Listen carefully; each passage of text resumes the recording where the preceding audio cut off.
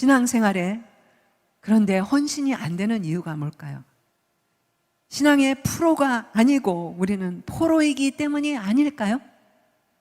프로하고 포로, 아주 그냥 차이점이 많죠.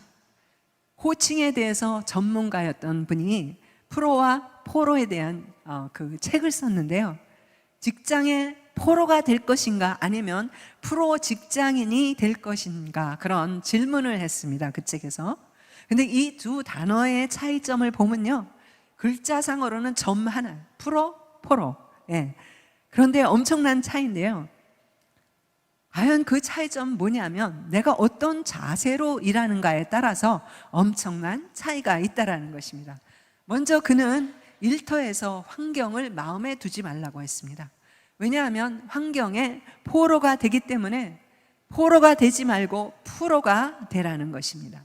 그리고 프로가 되기 위해서는 자신의 핵심 자아를 발견하라는데요. 쉽게 얘기하면 자신의 정체성을 확인하고 자신이 갖고 있는, 남이 갖고 있는 거 부러워하고 막 그러지 말고 내가 갖고 있는 이 핵심 능력에 총력을 기울이면 진정으로 즐기고 누릴 수 있는 직장인이 된다라는 것입니다. 그게 바로 진정한 프로라는 것입니다. 그래서 제가 이거를 신앙생활에 적용을 해봤습니다. 신앙의 프로가 되지 않으면 우리는 종교생활의 포로가 될 수밖에 없다는 것입니다. 예를 들면 어느 순간부터 은혜가 슬슬 약해지면 의무감으로 하게 되고 습관적으로 하게 됩니다. 그렇게 할 수밖에 없습니다. 그런데 포로가 뭡니까? 뭔가에 이렇게 매이는 사람이 아니겠습니까? 예를 들면 뭐에 매일까요? 마리아 같으면 향유에 매일 수가, 이 귀한 거를 그러면서 매일 수가 있어요. 그게 경력일 수도 있고 높은 자리일 수도 있고 또 연봉일 수도 있고 그런 것에 포로가 될 수 있다라는 거예요. 그러한 삶은 직장 생활도 재미가 없고 신앙생활 역시도 너무나 고리타분하다는 것입니다. 그러나 프로는 다릅니다. 프로는 모든 상황을 뛰어넘고 초월할 수 있다라는 것이에요. 오늘 본문에서 마리아가 다른 제자들이 지적하는 것처럼 세상이 말하는 이 향유의 가치에 만약에 포로가 되었다면 그것을 예수님께 결코 부을 수가 없었겠죠. 네.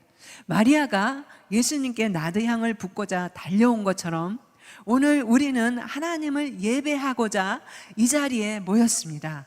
제자들이 마리아를 향해서 나드향을 낭비한다고 비난한 것처럼 세상 사람들의 눈에 우리는 아마 이 시간을 낭비하는 것이라고 생각할 수도 있다는 것입니다.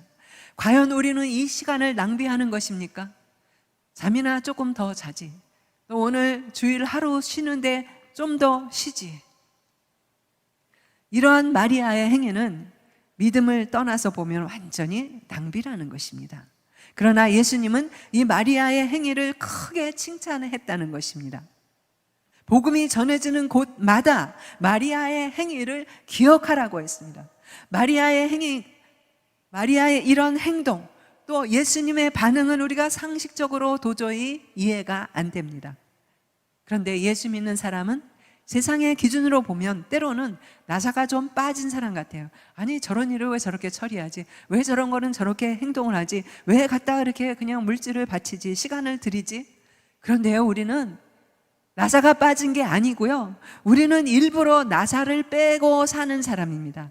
나사를 빼려고 우리는 묵상을 하는 거고요, 나사를 빼려고 기도하는 거고요, 나사를 빼기 위해서 매일 말씀을 보고 내 자신을 가다듬는 게 아니겠습니까? 네. 나사를 너무 꽉 조이면요 오히려 부러집니다. 사람도 그런 사람 우리가 가까이 하기엔 참 먼 당신이 됩니다.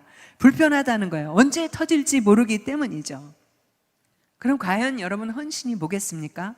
제자들은 마리아의 행위에 대해서 세상적인 관점에서 보고 낭비라고 평가를 했습니다.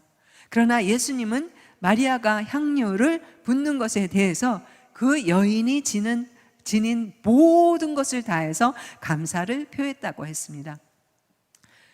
바로 예수님께서는 이 마리아의 행위를 최고의 헌신으로 받으신 것입니다. 이 헌신은 며칠 후에 갈보리에서 십자가를 지셔야 하는 예수님께서는 그야말로 큰 힘이 되었습니다. 마리아는 전 생애를 예수님께 드린 신앙의 프로 정신으로 사는 것입니다. 여러분, 주의 일에 헌신하는 것이 뭐겠습니까? 우리의 열심, 헌신으로 하나님이 더 채워주신다고만 우리가 신앙을 이해한다면 우리는 신앙생활 하다가 시험 들 수밖에 없습니다. 왜냐하면 헌신이 서로 주고받는 거래라는 차원에서 벗어나기 힘들기 때문입니다.